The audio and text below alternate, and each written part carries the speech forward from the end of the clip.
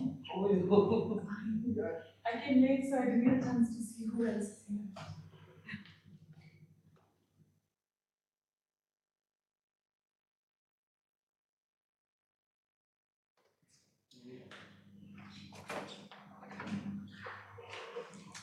Good evening, everybody. Welcome to the Sthayi.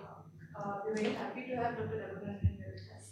Dr. Raghunandan is a graduate in mechanical engineering from Noether University, and he holds an MPhil. And he does research towards doctorate in sociology in JMU. He has worked in Rolls-Royce Aero Engines and Hindustan Aeronautics Limited before founding the Center for Technology and Development in New Delhi. It's a leading non-profit, independent research organization that specializes in development and application of appropriate technologies for poor rural industrialization and livelihoods. He volunteers with the Delhi Science Forum. It's a non-profit think tank where he focuses on studies and advocacy on environment, climate policy, defense, aerospace, and the public understanding of science. He has served as a executive secretary and the president of All India People's Science Network. He has served on numerous government committees, including the Steering Committee for Science and Technology for the 11th Plan, and the Planning Commission's expert group on low carbon inclusive development in 2010 and 12.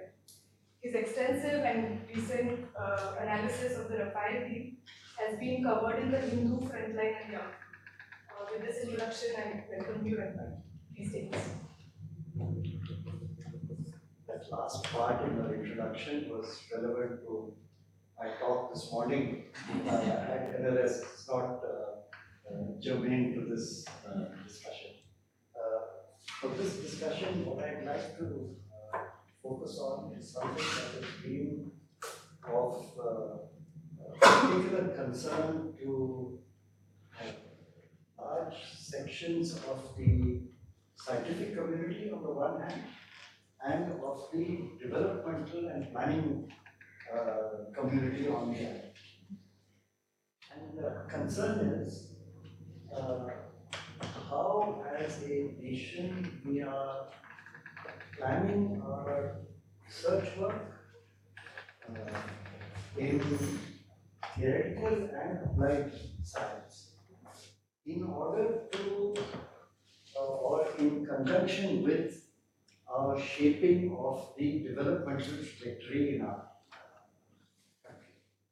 And where do we stand there with respect to other countries whom we may consider as equivalent in the developmental process or in capabilities in science and technology?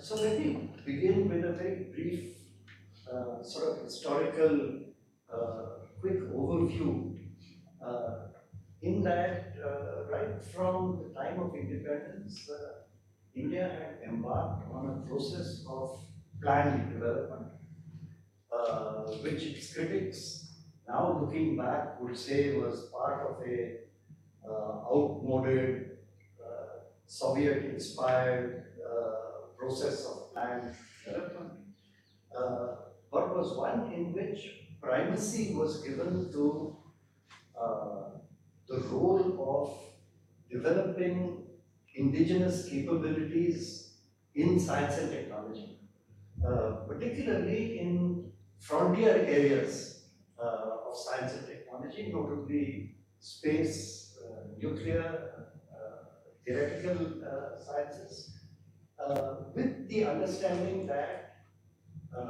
unless a large developing country like India acquired its own autonomous capability in science and technology, both in the theoretical side as well as in the application and development oriented industrial side of the story, we would not be able to, number one, overcome the relation of dependence on the colonial powers, and B, to advance significantly in lifting our population out of poverty and to make developmental strides accordingly.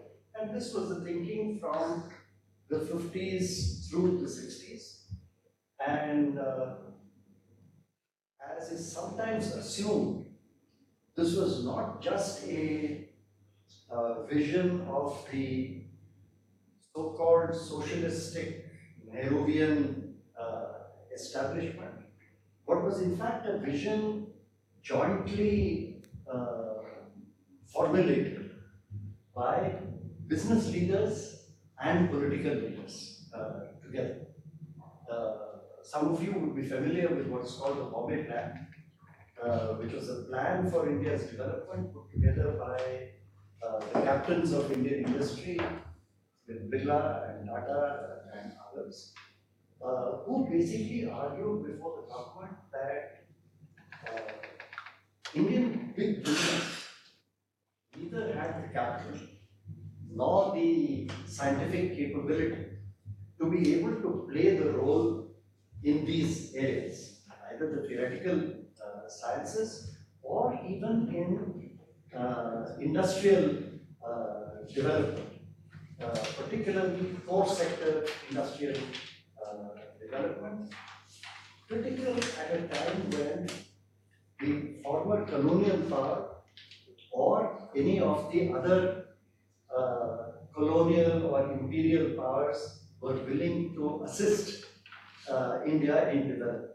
So India embarked on a course of all the capital intensive development of industries and capabilities in steel, mining, cement, fertilizer, pharmaceuticals, etc. were all under the state sector. Not because the dominant state was suppressing private capital, but because this was what was agreed between private capital and the political establishment. So much so that the country's first five-star hotel, not particularly great technological application, also had to be done by the state. And that was the Ashok Hotel in Delhi, initially set up for an international conference in which the private sector was invited to invest in starting the hotel, but the private sector said, hey, look, we'll organize this conference, all our international visitors will stay at this hotel, then what? Who's going to look after this white elephant? So once again, that fell to the state to look after and initiate the process. So Ashok here was also under the public sector. Ashok in Bangalore Yes. was also under the I. That's right. Also under That's the right. public sector. All the Ashok chains were under the public sector, but that was the first, and then there were a few successors. This process continued through the 60s or so, more or less continuously. But I think two things were noteworthy. One is that the process started running out of steam by the early 70s, in the sense that the technologies in all these large industrial sectors were stagnant, were not keeping up to global technological standards, energy efficiency standards, cost effectiveness standards, or quality standards. Partly because of a lack of competition, partly because we were operating in a very protected economic environment, and even though the goal and the objective was development of indigenous capability in these sectors, many of these were actually initiated and run with collaboration with the Soviet Union or with XYZ partners from Germany or etc. Simultaneously, the private sector, which was looking at and investing in the consumer goods sector, automobiles, two-wheelers, household appliances, were facing a similar problem. Although they were happy doing so, they were also operating in a protected environment, no competition, captive domestic market, but with extremely low grade technology in terms of either productivity or quality. At least those of my generation would remember those days when there were only 3 automobile manufacturers in the country, and there was the Ambassador car and the Fiat, which later became the Premier, and the Standard Vehicles factory in Madras, which gradually wound up and folded up. But all 3 put together manufactured about 35,000 automobiles a year. As a result of which, for the Premier or the Fiat, you had a 12-year waiting list, and for the Ambassador, you had an 8-year waiting list. And when it came to two-wheelers, which a larger section of the Indian population wanted, there were 2 manufacturers, the Lambretta scooter and the Vespa scooter made by Bajaj. And the Lambretta had a 8 to 10-year waiting list, and the Bajaj Vespa had a 12 to 16-year waiting list. So the habit in those days was a young parent would book a Vespa for when his child would come of age to get ready to go to university, then the scooter will get delivered.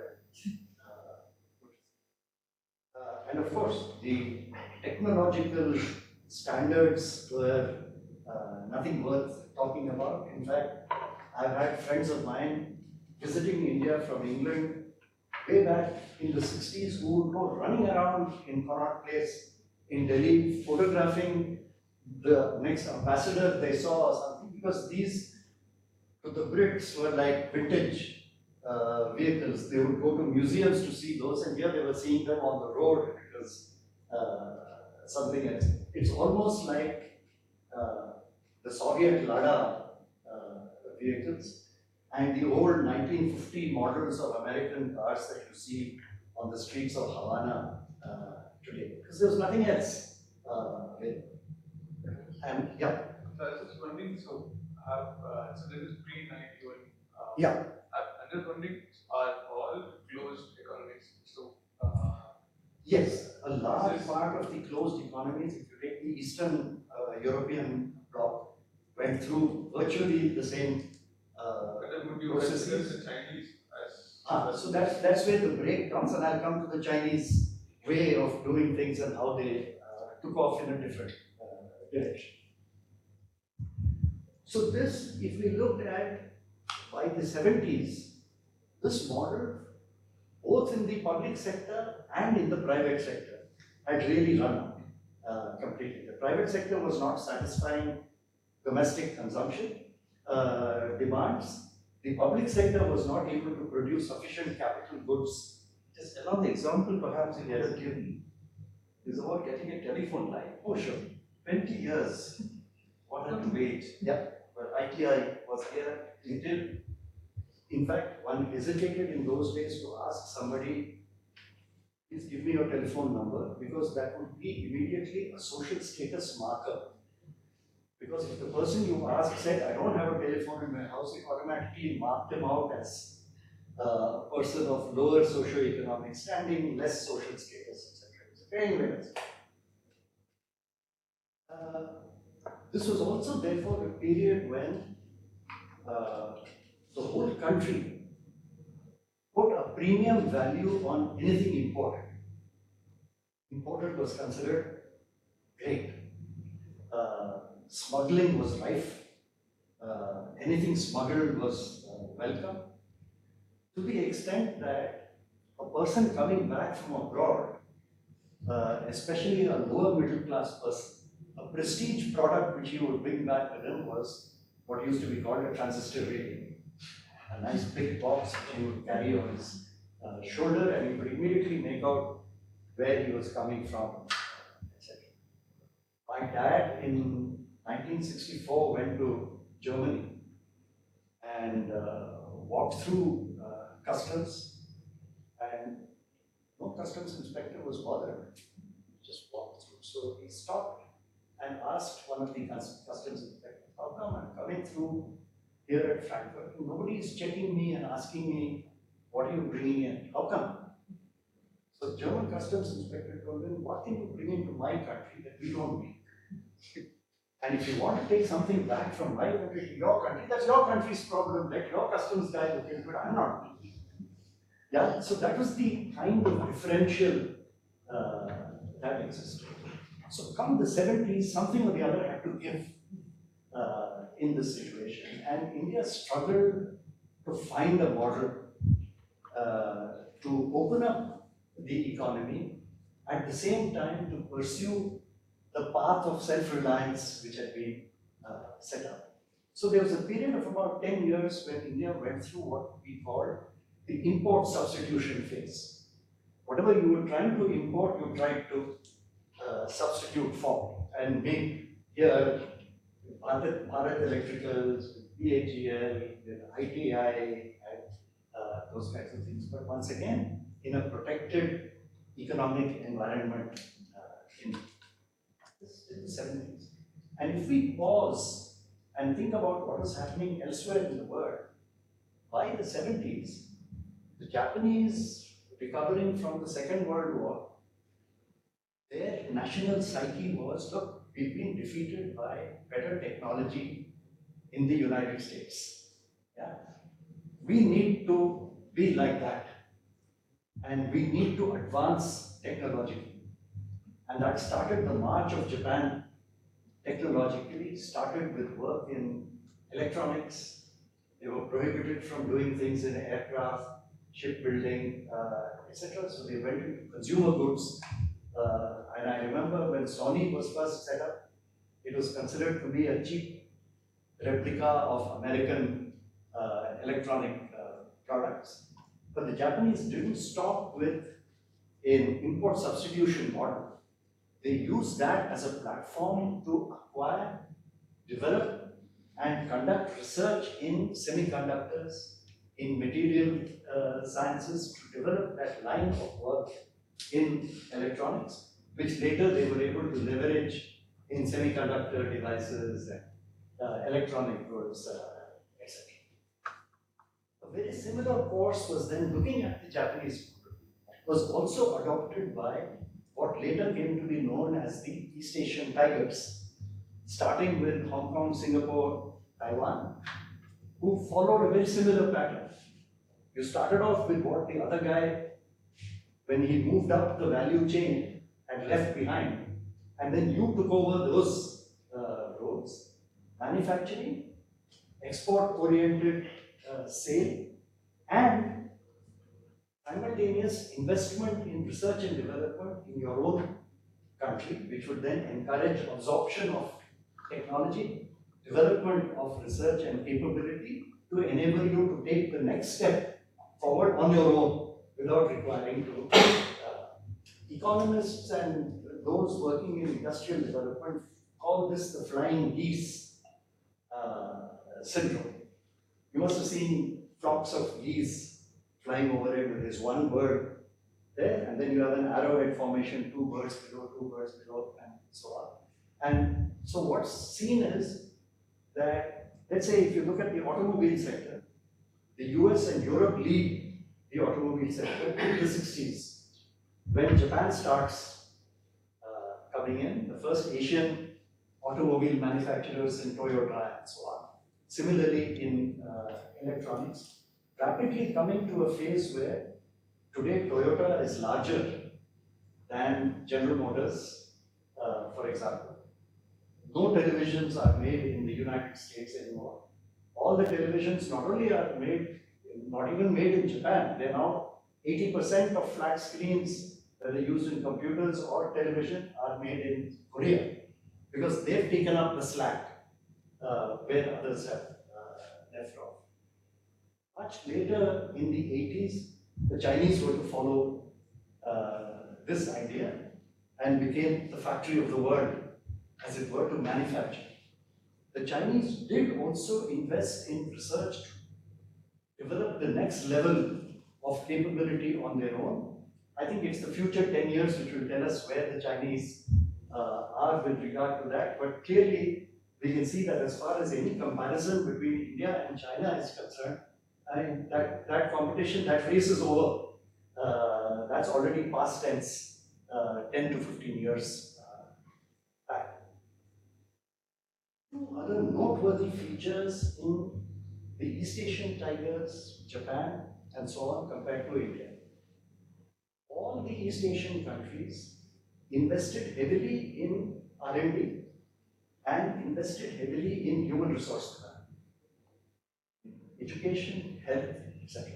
All these countries averaged about 5 to 6% investment in R&D and 5 to 6% investment of their GDP in education and health. India continues today under 1% of GDP in R&D and under 2% in human resource development. Without investment in research and development, without investment in human capacity, how are we going to proceed further down this road? Two aspects, I think, also stand out in this regard. One is with the close of the 80s comes the period of liberalization, starting with the early 90s, 91, 92, where this entire model sort of gets thrown out the window. And it was decided, let's embark on a path of globalization, export-oriented growth. Let us not reinvent the wheel, as the way it was put. Let's not talk about self-reliant development of technologies. It was argued, if you can buy a technology, why waste the time and effort to develop it in your country? Investors will come, they'll invest in your country, will manufacture in this country and export out. The economy was opened up. Manufacturers came from outside. But although they brought in more advanced technologies than were existing in India before, those technologies in a sense remained with them. So you have your Suzuki and your Hyundai and others who have opened up their own manufacturing facilities here, do some of their research work here, but bulk of their technology development and model building outside, and use this as a base for exports. Very significant exports. 100,000 vehicles, 135,000 vehicles, Hyundai is doing and Suzuki is doing, and not a particularly significant number. China, on the other hand, the scale is of course incredible compared to India, but most important is the fact China also invested 5 to 6% of GDP on R&D, also invested 5 to 6% of GDP on education, moved 500 million people out of poverty. Migration from the countryside to the cities, not because of desperation, starvation in the countryside, agrarian distress, etc., but because jobs were being created in the coastal belts, in the export zones, in the manufacturing industry, which is why China is called the factory of the world.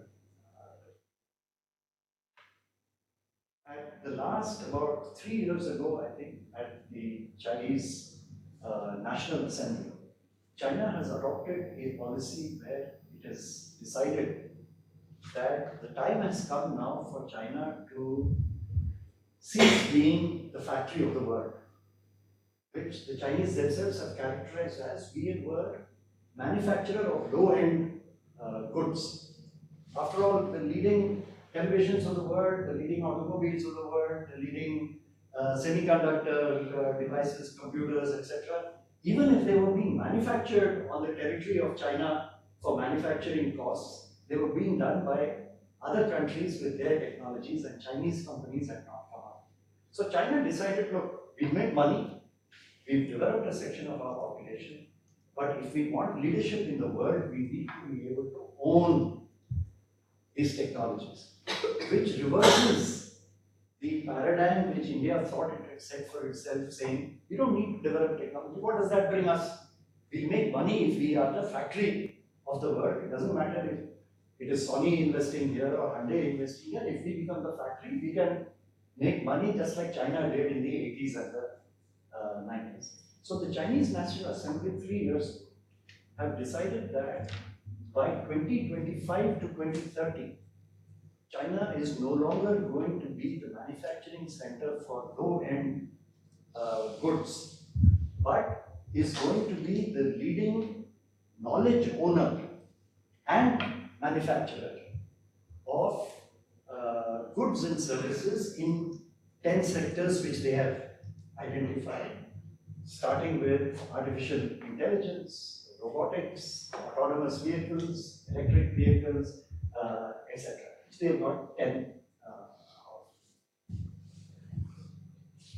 If China makes that transition, then going by the flying geese formation, somebody else is going to pick up the slack. The stuff that China is manufacturing today, somebody else will have to start manufacturing. Is India poised to take over that role? India clearly is not poised to take over the role of saying, let's take our claim to be leaders in artificial technology or robotics. It's certainly not there, but are we in a position to stake our claim to be the factory of the world, to take up manufacturing? Because the argument of the pro-liberalization paradigm is you don't need to be technologically self-reliant in order to develop, because you can always buy technology. I think the evidence of the past 15 years has shown us you can get countries to invest, but that does not mean that you will be able to acquire those technologies. The investment will come, manufacturing centers will be set up, but autonomous capability of that does not automatically become Indian. Yeah, by doing that. So if I give you one small example, in the last 3 years, Chinese exports of ready-made garments has dropped by 6%. China's economy is slowing.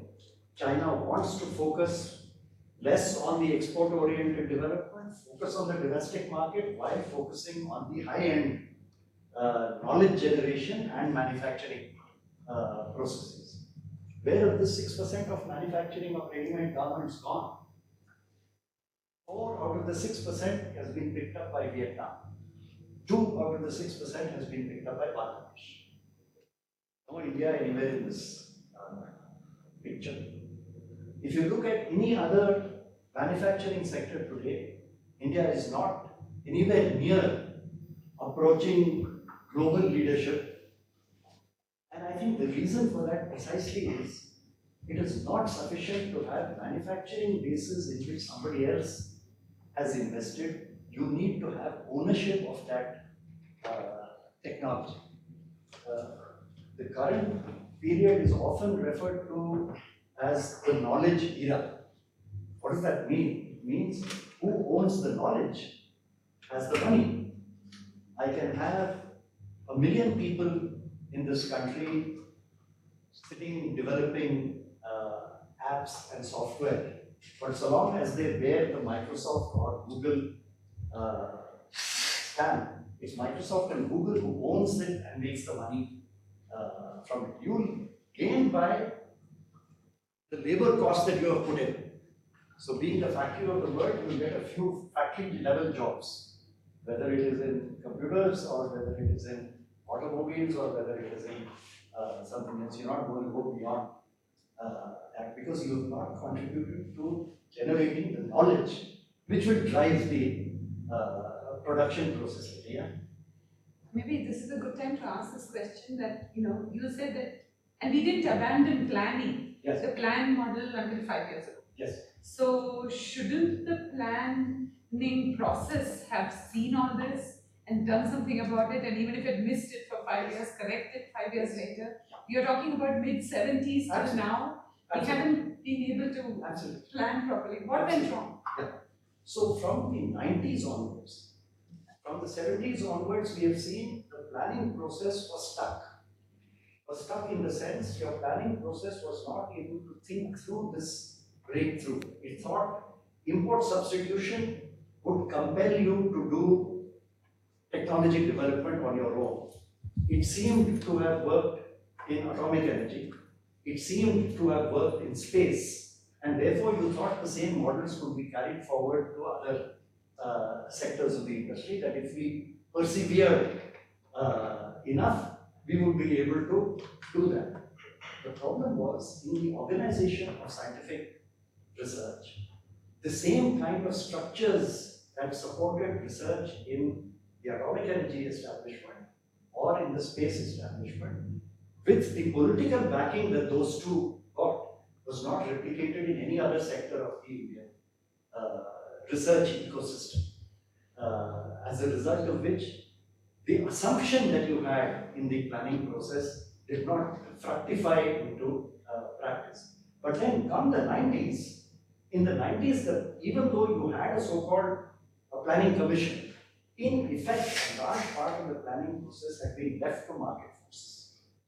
We all know that from the liberalization era onwards, it was felt that government-dominated economic planning, state-directed economic planning was not the way to go. It should be market-driven economic planning, where primacy given to self-reliance and developing your own technologies was considered archaic, and unnecessary. I That remember. doesn't explain why nobody felt necessary to invest in education and health. Yeah. The problem in two quick paragraphs, if I can put it like that, on education and health is investment in education throughout, right from the beginning, irrespective, regardless of the planning process, etc., had always been under par. And this is from the 50s onwards. We've never exceeded 2% investment in education, right from Nehru's time through Indira Gandhi to all the subsequent phases, whether it is liberalization phase, de-liberalization phase, whatever. Because it was considered that two things. One, we invested, as far as education was concerned, in a small section of higher education. Invested in engineering and in some research in the IITs and in research in the university system. And in schools, it was thought this would filter down. It would come by itself, it will happen. We've got limited resources, let's prioritize in other sectors. And same with health. In health, it was thought, look, even if we try to invest, we won't have doctors who will go into rural areas, etc. So how are we going to invest? And there was an inbuilt reluctance. I would fully agree with you. It's not a full-fledged explanation, but and compared to the fact that every other country had invested 5% and were making, why is it that we did not? I think there is no other explanation other than the fact that we didn't do this. The second thing, if you look at it, anomaly in the investment pattern was we invested in a differentiated educational and research ecosystem. So you had the laboratories in the CSIR system, which were all oriented to applications, industrial research, etc. That's where bulk of the research was being conducted. It was being funded. Research in the universities in comparison suffered. And universities increasingly became teaching establishments rather than research leaders, while research was left to the specialized research institutions. There were a few exceptions, the Institute of Science, the TIFR institutions, the space institutions, a few and far between. Otherwise, there was this big division between the university system and the research laboratories system. And the research laboratory system was essentially application oriented rather than with very little investment in the theoretical sciences, which has its own consequences down the line. But as I was saying, by the time you come into the 90s, the very idea that you would invest in research to do it was considered, this is not the job of the government anymore. Because we have now freed up the private sector to do their own investment industries, they can generate their own capital. We have transferred the biggest sectors, oil, mining, minerals, etc. Now, the Bombay Plan idea no longer applies. industry has the capacity and has the money to generate its own capital, can therefore invest in R&D.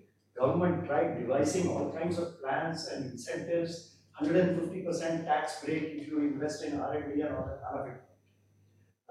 Because no industry was particularly concerned, saw merit or saw benefit in investing in research, when, as it thought, we could buy the technology from a provider. My talk this morning, although I didn't spend too much time on this aspect, but if you take even an area like defense research, we are today the world's largest importer of defense equipment. The same country which is planned now a manned space mission, which has developed autonomous capability in nuclear power, has found itself incapable of designing, developing, and manufacturing simple devices. Simple pistols, rifles, artillery, guns, basic single engine training aircraft, everything is being imported. And the same logic is being applied now. You've got a new system in the defense investment pattern where it is said, we will call foreign investors, FDI in the defense sector. FDI will come in, they will bring technology because they are eyeing this big market. They will invest in India, bring in their technologies, and tomorrow that technology will become ours. It has not happened. For 10 years, we have encouraged FDI in defense industry, starting with 26% in the automatic route. Today, that's gone up to 75% investment by FDI. Do you know how much FDI has come in the last 10 years into the defense sector? $4 million. $4 million is not even peanuts. It's nothing. So the idea that if I invite and have a Boeing India or a Bharat Lockheed Martin to come in and set up factory, and tomorrow therefore we will be able to acquire those technologies and replace the foreign manufacturer, because the foreign manufacturer knows technology is what he has got control of. He will invest, he will come, he will partner with you, but the technology he is not going to part with because he knows that's how he is maintaining his dominance. The smaller things, if you have the capacity, you develop. Consumer goods sector, you start manufacturing television sets, you develop the capability. Unfortunately, India has not even done that. We have no company which is making televisions in India, basic components in India. We have the largest growing cellular phone market in the world, second largest cellular market in the world, fastest growing smartphone market in the world. We have no indigenous manufacture of cell phones, components, chipsets, what have you. The only few manufacturers we have in India use imported kits from China, Taiwan, elsewhere, assemble the things and sell them. You can't think of a single white goods sector, which means air conditioners, refrigerators, which are made by an Indian company using Indian technology. I must tell you, I moved into a new flat just a year ago, and I had to equip my flat with air conditioners. And I looked around for Indian models of air conditioners that I could buy. So there were two companies, Blue Star and Voltas. Yeah. So I looked at Blue Star. Blue Star has stopped making domestic room air conditioners. They use imported kits to do that. They are concentrating on large industrial central AC systems. I thought Voltas, being a Tata company, would have done it. I looked at the Tata thing, the entire thing is Chinese. Chinese compressor, Chinese inverter, Chinese heat exchanger, the works. It's assembled in India. So I thought if I'm going to buy a Chinese made thing with a Voltas I might as well buy Japanese, and I bought Nike. Yeah. So the point today is, where are we? And how do we see the future going? China has marked out its path.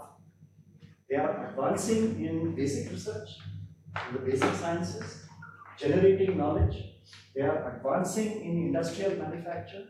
They have identified sectors of technological, what they plan and foresee to be the dominant sectors of tomorrow. And today, Chinese investment in artificial intelligence, 80% of the global R&D investment in AI is taking place in China. Not small numbers by any means. India has proclaimed it will put up 175 gigawatts of solar power by 2022, which is tomorrow. We have no manufacturing of solar panels, no indigenous technology in silicon, selenium, you name it. We are doing that, we are stuck. We have declared that we will go all electric in automobiles by 2030. We don't make electric motors for cars, we don't make storage systems, batteries in this country. 80% of lithium-ion batteries in the world are made in China. 80% of solar cells in the world for solar panels are made in China. My question is, how long can India continue on a pathway where we think, today we say 6% growth, 7% growth. If you've got growth, that means you have money.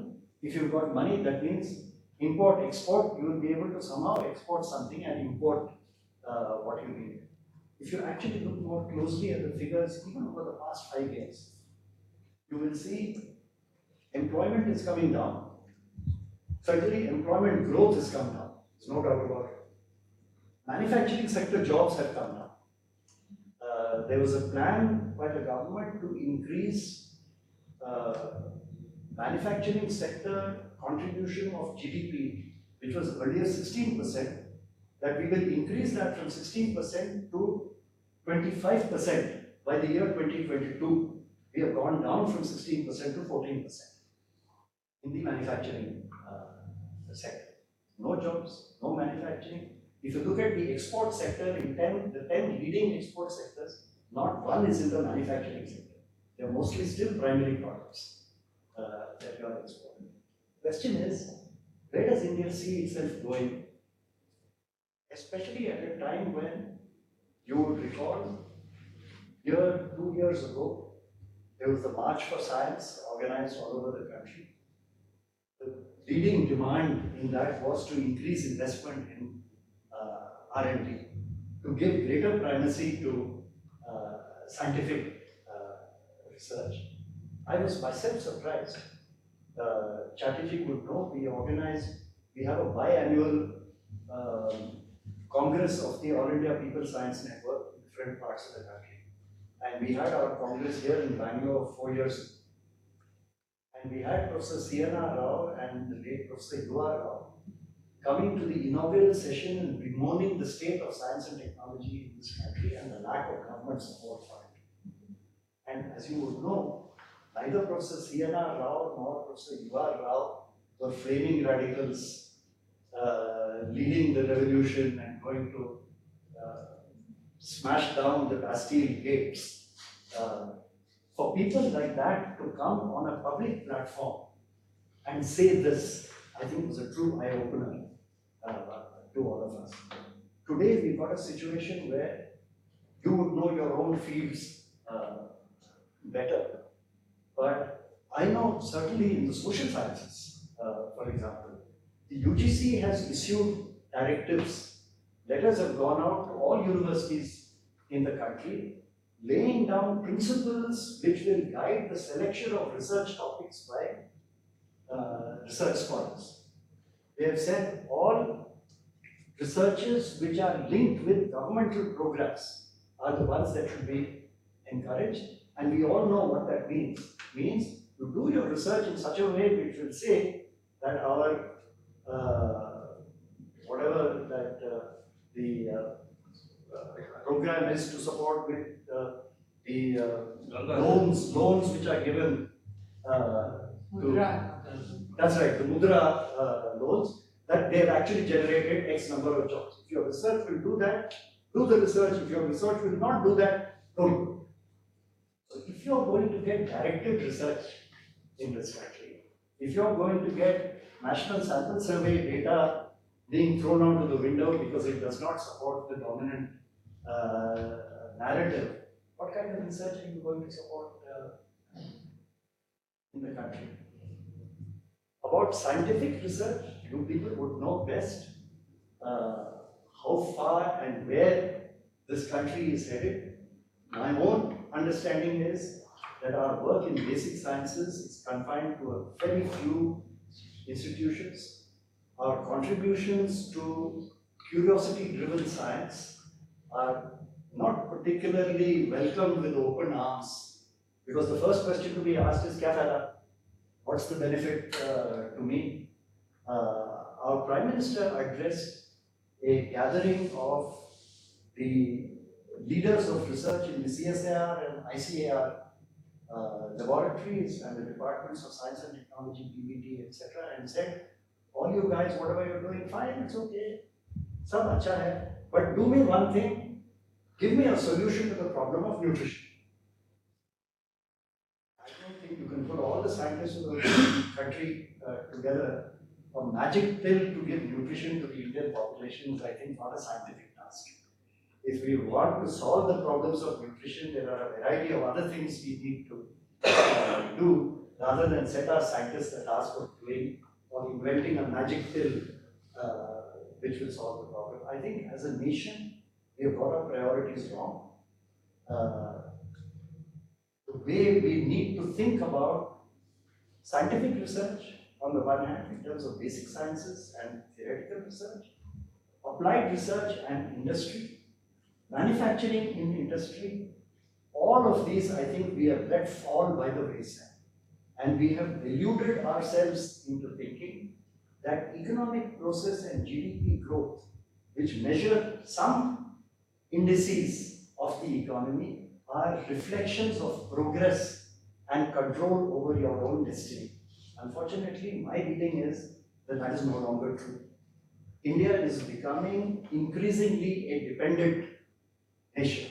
We are today dependent on others for virtually every area of science and technology that you can think of. We are not making the right moves to take control over this sector for ourselves, and if we don't, then the path on which countries before us have trod in East Asia, in China, in Southeast Asia, the tigers, we are not going to be able to trod that path anymore, and we are going to face a very uncertain future in the years to come. I'll stop there and I'll throw it over for discussions. Professor Iyer from the Institute of Science. Two comments. One, I think, gave a very nice historical kind of narrative. So whatever Japan did in the 50s, 60s, China did in the 80s. Would we simply not have said we do those things in the 2000 or 2010? I mean, we could have. See, there are people today who point to the 80s, industrial development specialists and economists call that for India the lost decade. We lost entry into the manufacturing sector, which China did. China invested heavily in low-end manufacturing and, of course, export, because they didn't have a large enough domestic market. India has the same problem today. We still don't have a large enough domestic market. How did China create that domestic market? By pumping in money into the economy, bringing people out of poverty and the rural areas into the manufacturing sectors on the coasts and the eastern belt, develop the manufacturing capability of that, which today manufacturers are going away from China because they say Chinese manufacturing costs have gone up. Labor costs have gone up because the Chinese workers have become now middle class, middle income earners. India lost that opportunity in the 80s. Today, if we want to invest in low-end manufacturing, the problem is technology has advanced. So the Ambassador factory I was talking about earlier, which made 20,000 cars a year, employed 16,000 people at Hindustan Motors in Calcutta. Today, Maruti Suzuki, which is making 1 million plus, employs 16,000 people. So the investment per dollar or per $1,000,000, the number of jobs that you can generate is much less. Because if you walk into the Hyundai plant, the entire assembly line is one line of robotic welding arms, which are doing the job which yesterday 3,000 people would have done on the shop floor. Somebody in discussing new age industries and the replacement of human beings by automation was asked to identify the most threatened jobs. And he said the first most threatened job is the welder. The welder is gone, finished. Because the robotic arm can do the same thing. So today, if you want to invest in the manufacturing sector, you can, but the jobs that you generate will be less. So if we want to generate the kind of jobs China did, you also need a slightly different strategy to be able to do that. The same investment will not get you the same number of jobs. That's why that is called the lost decade. We need to recreate that decade, but rethink the problem in a different way. We still have 75% of our population in the rural areas. No employment in the rural areas.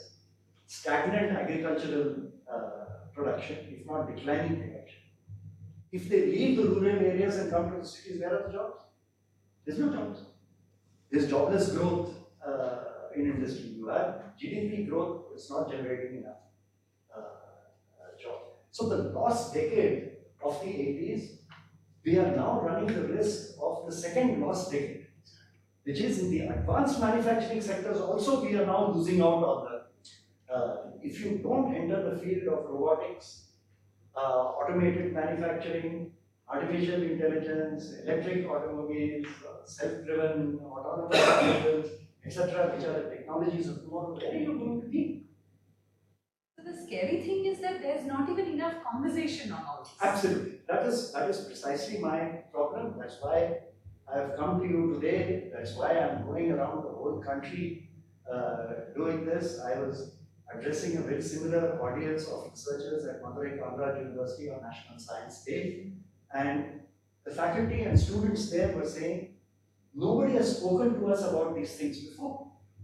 And the way we do research in our country is we are all in our own little cocoons, doing our work, going where the career takes us and where our research carries us. We live in that little world, but out there in the world, there's all kinds of things happening. And unless we start thinking about them, unless we start influencing the processes by which we try to make things happen in our country, we are just going with the flow and letting the flow carry us away, which is going to carry us in some direction which tomorrow we will regret.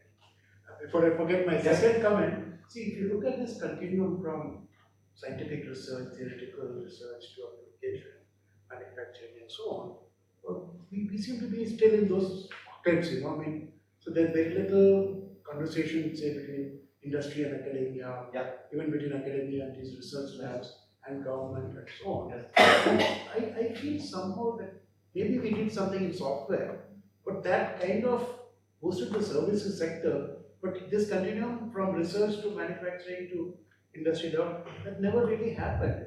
So is software to blame for, we seem to be growing in software, lots of jobs in Bangalore, for instance, in IT capital and all that, but manufacturing is still not happening. Two comments on that without dilating too much. As far as the software industry is concerned, by the way, we are stagnating. Oh, yes. We have reached 1.3 million jobs in the software industry. We have not risen beyond that for the past 3 years. We've reached a plateau because there are large part of the software industry is low-end software. There are jobs which you were doing earlier because you had an advantage, not just with software, but in business products, BPO, largely because of your knowledge of English. Today the Chinese have started learning English. There's the Philippines, there's Bangladesh, there is Kenya, and there is others. If you can speak English, they can speak English as well, and they can do these jobs of running insurance companies and making tickets for, they're not particularly high-end stuff. I'm yet to see a large, viable, software-based company, which is India. You have Sina Weibo in China, you have Jack Ma running his e-tail shopping in China. You had a Flipkart here, but they've sold out. Yeah. So if only money is going to be the rule, then the question is, if you look at your entire constellation of big private sector players, you name me one who is interested in research. Any investment in research by any large industrial house. Airtel used to be the largest cellular service provider. Reliance Jio has now come and disrupted the market. Jio is assembling cell phones with imported Chinese kits. Airtel never even bothered. What did they make? Cell phone towers. That's it. Doesn't take great engineering or science and technology to do that. Where is the investment by any major Indian private sector player in R&D? There is no R&D investment. Even today, the low level of R&D in India, 85 to 90% is state sector. Still, people say, oh, state sector, private, public sector, useless thing, Nehruvian socialism, blah, blah, blah. Private sector is not doing anything. Nobody is interested. The private sector, I'm sorry to get cultural about this, but that's my sociological training. The private sector in India are largely a trading class. They are really not a manufacturing class. It's not in their blood. So they would much rather buy and sell than make and sell. The corollary to that, unfortunately, I'm trained in engineering. My fellow engineers in premier institutions in this country, IITs and so on, are essentially pen pushers. They are happiest behind a desk, doing calculations, churning out stuff, or doing consultancies for others. How much native engineering have our large premier educational institutions thrown out? Very little, I'm afraid. Very little. You know, when I was a student in England, it was a provincial college, I know, but I was doing my degree in engineering, and first year I was standing in front of the dean's office with my registration papers asking for him to sign, and there was a white English boy standing in front of me in the queue. He went in first, and he was speaking to the dean inside, and he was asking, sir, please tell me what my class is going to be like. Who am I going to be sharing my classroom with? So that I could hear the dean telling him, we have a small class of about 10 people. Half of them will be Indians, brilliant mathematicians, lousy engineers. Because he taught 5 batches, absolutely 100% correct. Of the 28 people that I had gone with to England, sponsored by Government of India with the idea that we come back to Hindustan Aeronautics in Bangalore to work, 28 of us went, 6 of us came back. And out of the 22 who remained there, only 4 remained in the engineering sector. Nobody else worked as an engineer. IKEA, the famous furniture store, as you know, IKEA doesn't sell furniture, it sells kits. So when you order from IKEA abroad, they send you a kit to your house, then you put it together and make a sofa or a bed. IKEA realized very soon when they came to India, which middle class Indian guy is going to be sitting peachkas leke assembling this furniture. This is not going to happen in our country. All twice born Indians are trained by blood not to work with their hands. Your first instinct, I remember reading a letter in the Hindu by a plaintive father who had put both his sons through engineering at IITs, and he wrote a letter to the editor saying that we were at home and the lights went out. So I asked my engineering boys, hey, go and figure out what's happened and go and have a look. And both the boys reached out to their cell phones and called the local electrician. So IKEA has got this 20,000 square meter factory in Hyderabad. And when you order a piece of furniture from IKEA, it is delivered to your house by an urban clap Mistri who comes to your house, assembles it, and because they know damn well you're not going to assemble it yourself. But when I was in England, as a young boy, I was 17, 18 years old. Our housekeeper in our house, her son was 14 years old. And I've seen him physically myself stripping an entire car, clean the engine, the parts, everything, and putting it back together at the age of 14. There's a culture of engineering, which unfortunately in our country we have not cultivated. I finished my sociological exegesis very quickly with one brief remark. We are a country which has specialized in training Shastris, knowledge makers, but who do not have a culture of translating that knowledge into products. And simultaneously, we have produced a breed of mysteries who have the skills, but we do not equip them with knowledge. We believe somehow that, I don't know if you know, we have this big program in India called Skill India. Yeah? Huge program, one of the flagship programs of this government.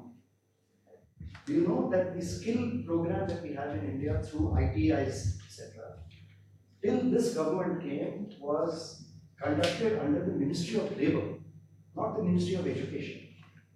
Whereas in Germany, the UK, France, etc., education is education. Whether you are training a blue-collar worker or you are training a white-collar engineer. The college where I went had 18 points of entry into the engineering stream. Blue-collar workers would come in between, they would go back to the factory, work 5 years, 6 years, come back to the next level, get the next degree of next level of education, go back. We seem to think the guy with the manual skills should retain manual skills, but step for education, you don't need education. And the guy who has education doesn't need to understand how to do. What will you do if we have this firewall between the Shastri and the Mistri? We can't make progress down this line. So the only reason why I'm saying this is, this requires us as a nation to have a re-look at our entire approach to education, to skill, to how we structure our universities, how we structure our factory floors, and how we value people and the skills and knowledge that people have.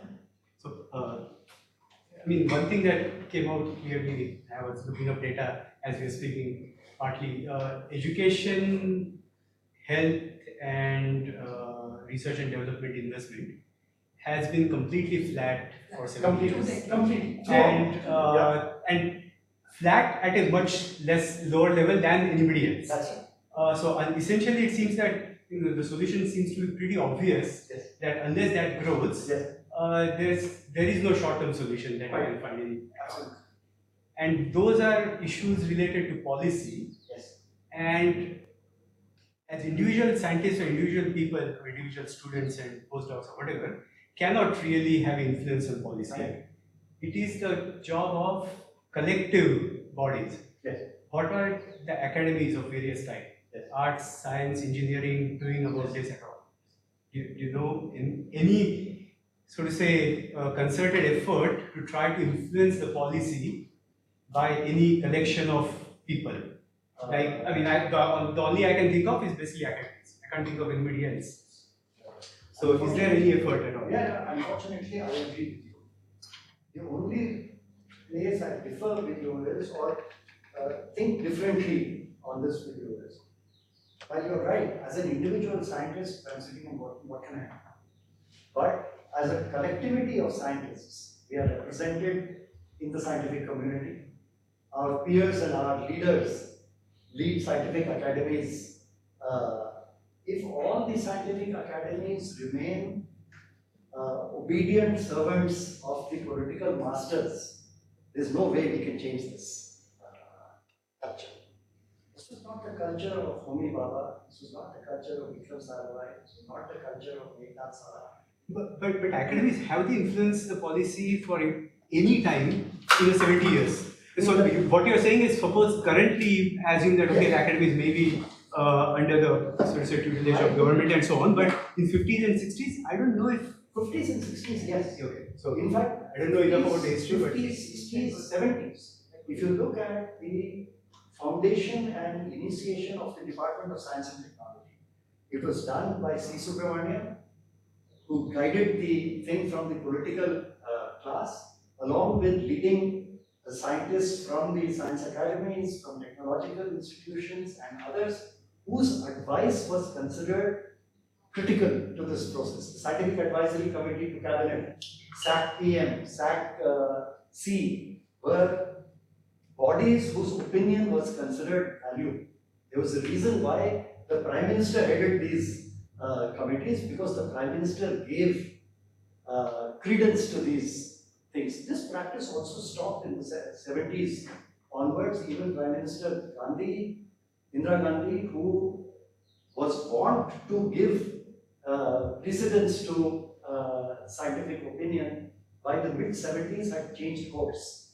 And after emergency, she really became a different person and leaned the other way. All the scientists and others whom she used to take advice from were literally shown the door by the late 70s onwards. But I don't think that the scientific community can remain blameless. No, If that's you precisely read the plan documents, Absolutely. and the plan documents, especially the science and technology Yes. section, always called upon the best scientists from the leading institutions, IISc or TIFR, or mostly IIS, Yes. and to contribute to the plan. Yes. But even if you look at the working documents and the plan documents, Yes. they're spectacularly insipid. I agree. Anybody can go back and read it. The planning commission Yes. website is on there.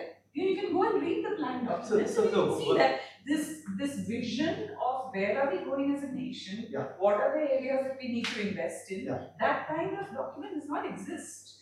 So can I add one thing to this? I mean, I think it's not just scientists, because the It's problem science is that and I don't technology, think includes scientists engineering. are trained to think about policy in the first place. So this complete disconnect between sciences and everything else is firstly quite That is disastrous. also, social science. And social sciences, education, people who actually work on pedagogy, educational topics, research in arts or developing arts and so on, is now so completely disjoined that there is, I don't think scientists are, you can't partly blame scientists because they are not trained to do these things. Two exceptions I'd like to mention. What you're saying is probably right, but I think if you read first to fifth plans, very First different, 25 years. very different from the subsequent plans.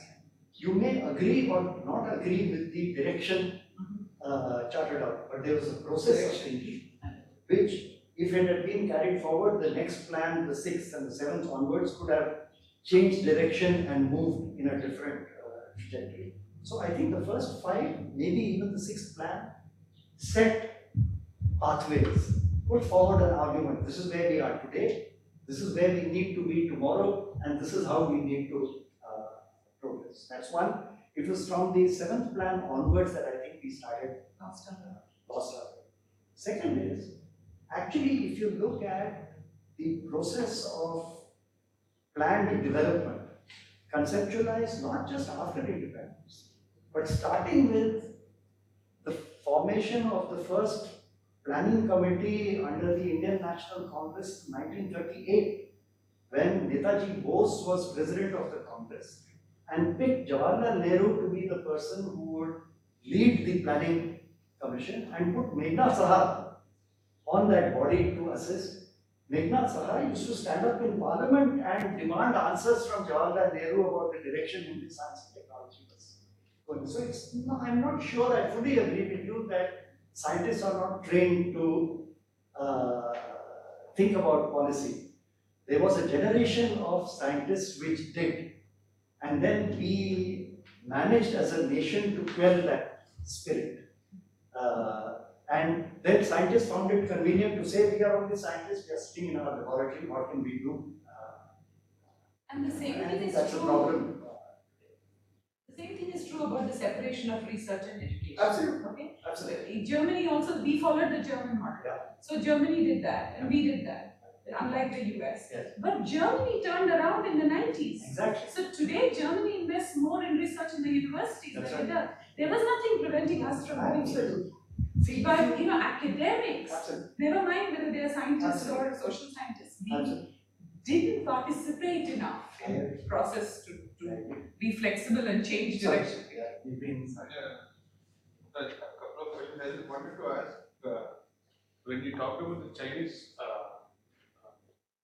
but then probably something that we need to also keep in the background is their political system of, almost a single party, plus the fact that they almost reached the freedom, right? I mean, whose repercussions Absolutely. they are facing now. Absolutely.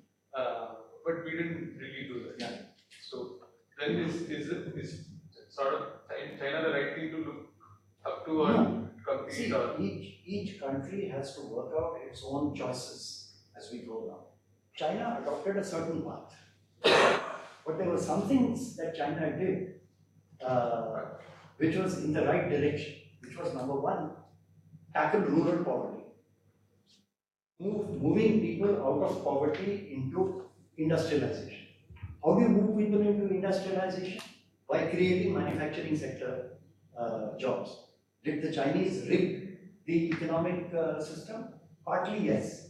They adopted a quasi-protectionist role, which India did till the 90s. We also had a protectionist system and we could have transformed our economic and industrial model within that system as well. We have not undertaken mass-scale employment generation programs, whether in urban areas or rural areas, to move the population out of poverty, increase purchasing power, and therefore stimulate demand for industrial goods in our country. We didn't do that either.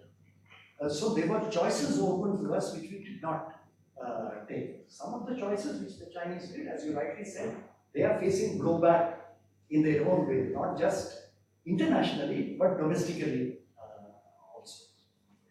I don't think so. Post 1990s, we had this IT jobs because India was a cheap source of labor and we could match that skill set with that cheap source of labor. Now that Chinese are learning English and it is going towards automation, these jobs are sort of dried up. Now China is moving towards this electric vehicles and this automation, which is the next sort of technology that will rule the world. Now, in this condition, what would be happening to India? It's a good question. I mean, whether they would outsource some sort of manufacturing things to India or India would just get No, into they will outsource low-end manufacturing. Yes, But they are already doing. Your Foxconn is here doing assembly. Your Chinese companies are setting up manufacturing assembly facilities for their cell phone companies here. So they will outsource those, but they are extremely low-end manufacturing. and wouldn't suffice the requirement for the job here and there. Number one, not enough jobs. Number two, once again I'll underline, suppose am I going to be happy with generating, let's say, 20,000 jobs doing road building? Is that my guarantee for the future? Today you have an explosion of jobs with Swiggy and Zomato. Young men who are dashing around, yeah, they're new jobs. People are earning 15,000 rupees delivering pizzas to your house. Where do you go from there? The guy will keep delivering pizzas only, there's nowhere to go. The software sector is like that today. Guys who have worked 10 years in the software sector, especially in BPO sector, they have nowhere to go. How many years is he going to do that? So the software companies throw this guy out in 10 years and pick a fresh graduate who has come in at half the wages. The only thing saving the software sector is wages have moved up in the Chinese economy. So China no longer is interested, and the Chinese are no longer interested in the low skill BPO jobs. So India is today competing with Thailand, the Philippines and Kenya. And I think we'll do reasonably well. So I have three questions. So one is again from what Nanga asked about the Chinese model. So you said that I think China is investing some percentage of in AI, but China also has the highest retraction rates in journals all across the world. So just investing in R&D is not enough. And you need to invest in quality R&D, which is, I mean, again, I think that's not the model we should follow, and I just want to comment on that. Let me put it like this.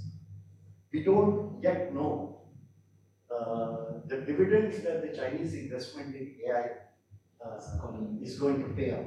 But we do know today that in 5G telephony services, the Chinese are emerging as a dominant strong force. This battle going on between the US and the Europe on one hand and Huawei of China on the other is not just shadow boxing. It is a fear, a genuine fear by the Americans that China is going to dominate the 5G market. And it's only because of technology.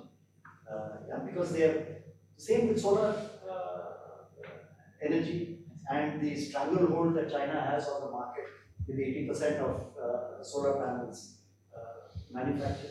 These are not, I agree with you that investment alone is not going to generate the results.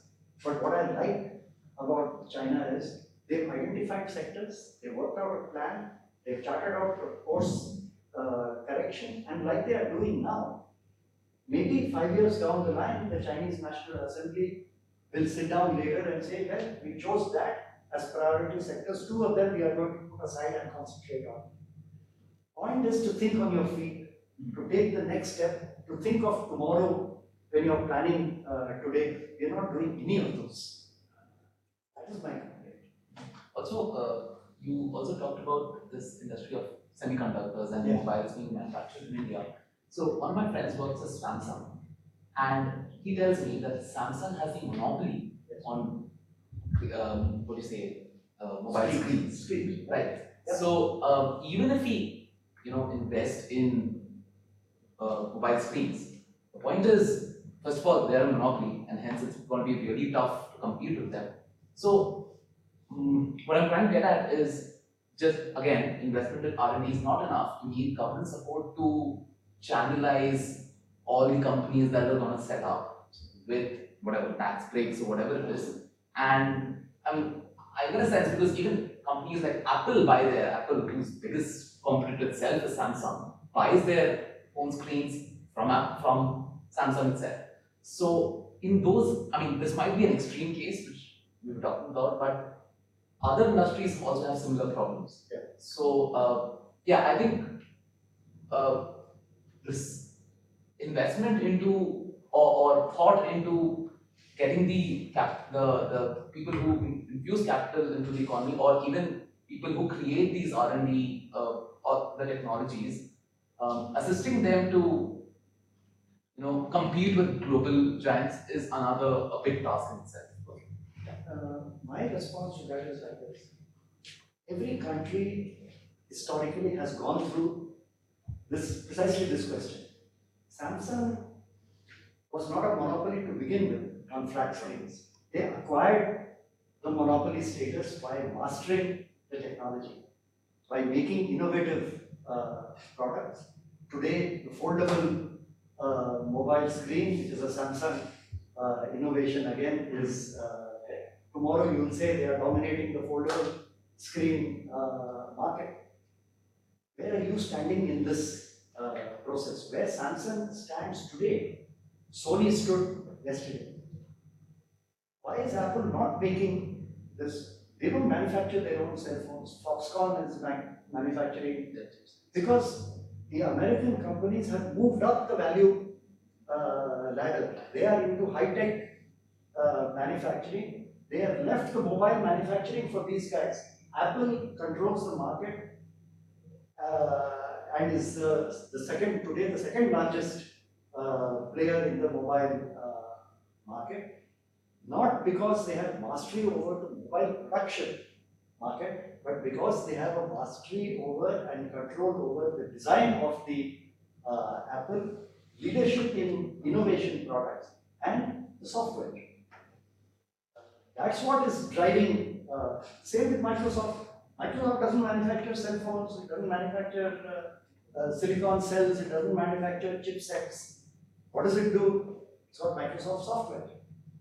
That's where it's making its money from. And I have not seen a Korean competitor or a Japanese competitor. Yeah. So the point is for each country, India for example, to identify where is its slot where it can make an entry. Like I said, the Samsung monopoly in flat screens was not there 10 years ago, is not going to be there 10 years down the line.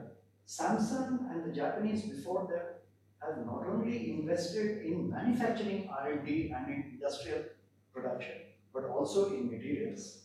They've also invested in the basic science, in selenium technology, in chipsets production, miniaturization, etc., etc. We have to choose our dimensions, work through this field, and descend on choices which we find are appropriate. Like I said, for example, tomorrow we are doing electrical vehicles. Why can we not invest today in electrical motors or in lithium-ion storage cell? Why are we ready to concede today that China is always going to be the leader in lithium-ion batteries? It's going to be between China and Elon Musk, and we'll take the vaccine. There's nothing great about that technology, which, if we put our mind to it, India is a large domestic market. So if you have a technology which in competition to others can honor a substantial section of the Indian market, it gives you a substantial leverage with which to enter the global market as well. So I think there are ways in which to wade through this maze of choices that we have. A couple of people have mentioned battery technology. Just last weekend, I met a company, a startup in Bangalore. It's called Log9 Neural 9 Materials. Yes. And they've devised a battery. They've made a prototype, working prototype, which is able to run on water and aluminum flakes for 1,000 kilometers. Yes. And this is a startup based in Bangalore. Right. So this problem has already been solved. They went to, I'll wait and see. Theoretically, the problem's been solved. I'll wait and see it being translated into a manufactured entity. And it's a big leap.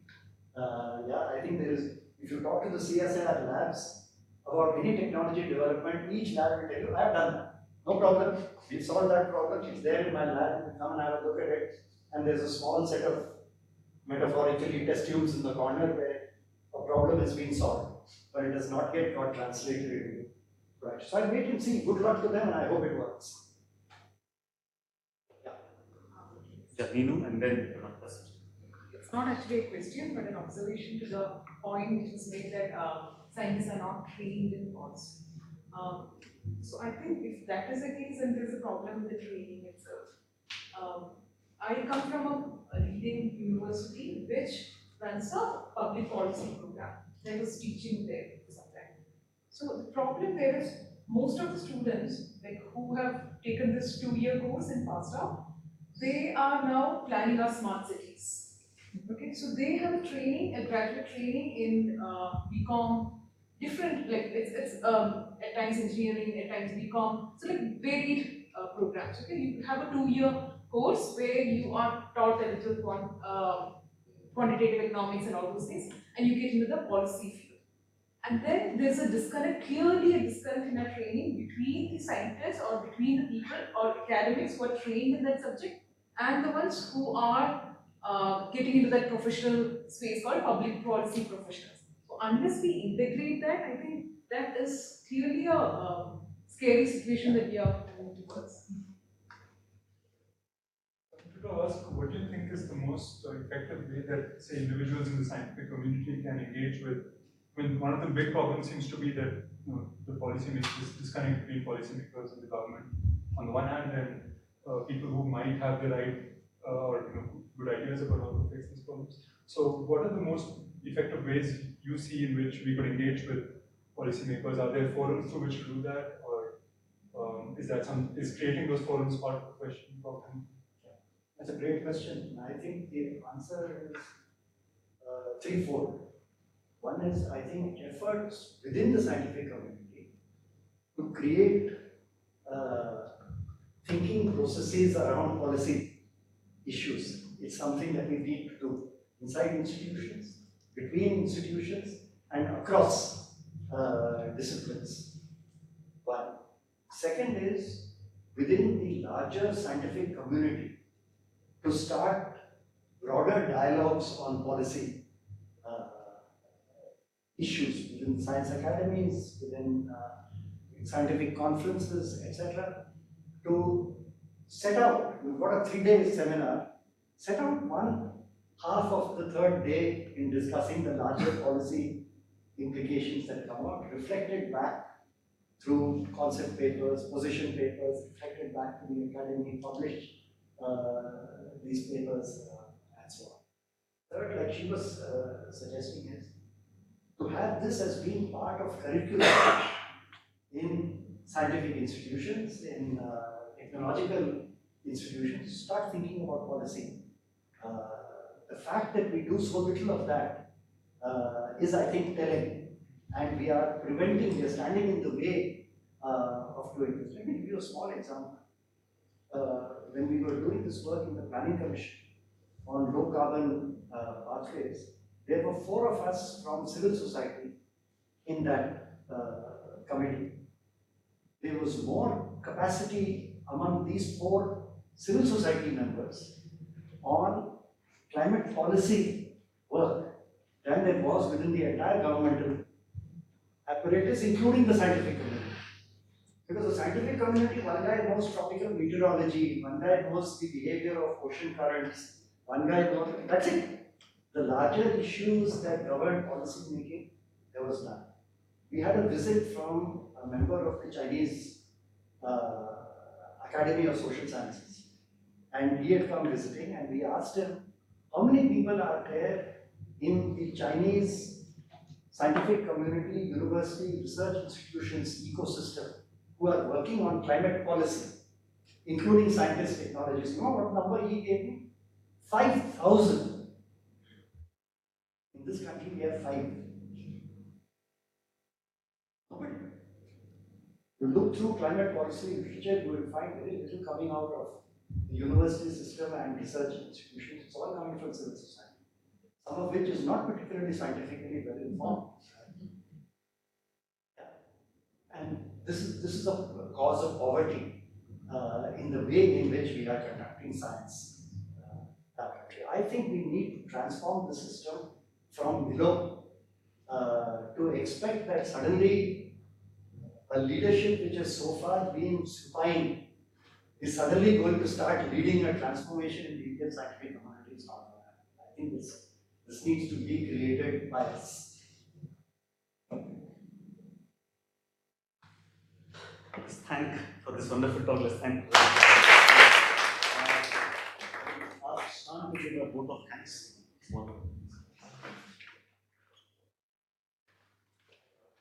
My name is Shan, and I am a PhD scholar at IISc. I am also representing this group called Bangalore Collective. First of all, thank you to the organizers, Sthayi, for organizing such a wonderful talk. I would like to thank Raghu for coming from Delhi and giving such a informative and analytical talk on the evolution of science and technology in India, and also the various aspects of it and how we can, debates and discussions around that. One of the things that came out of this discussion is that we know that we are in a grave situation going ahead. For example, like as he was telling that what are we going to do next, because we don't have our indigenous science and technology, neither we do have funding in the research. For example, when I finished my PhD from IISc, I just submitted. The first thing that I was looking for is what I would be doing next. So I am from electrical engineering background.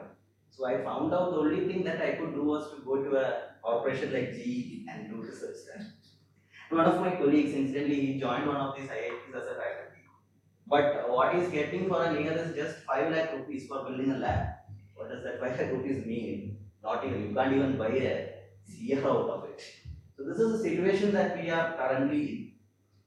So under this context, some of us researchers from different institutes across Bangalore, unlike that something has been, unlike the discussion that we happened here, that scientists are not getting like that. Some of us from different institutes in Bangalore came together and thought, okay, we need to have some sort of discussions and debates and on the policy matters as well as to sort of politicize around this and kind of if there is a possibility to make a change around. That's how this Bangalore collective was sort of formed, and we have researchers and scientists from different institutions like IISc, a few from here as well. Then we have from ISEC, NLS, and several of other colleges in Bangalore like St. Joseph's, Christ, etc. So we had several sessions in the past, including a discussion on the Higher Education Commission of India bill. Then last month we actually organized a protest against the anti-student policies followed by this government. So it was very, it's a kind of a thing to see that around 150 to 200 students had come up realizing that situation is very bad. So we still have hope, and like if we join hands together, we can like kind of bring about this sort of a change. So people who are interested are always welcome to Bangalore Collective so that we can take things forward. Thank you all. Thank you. Thank you all.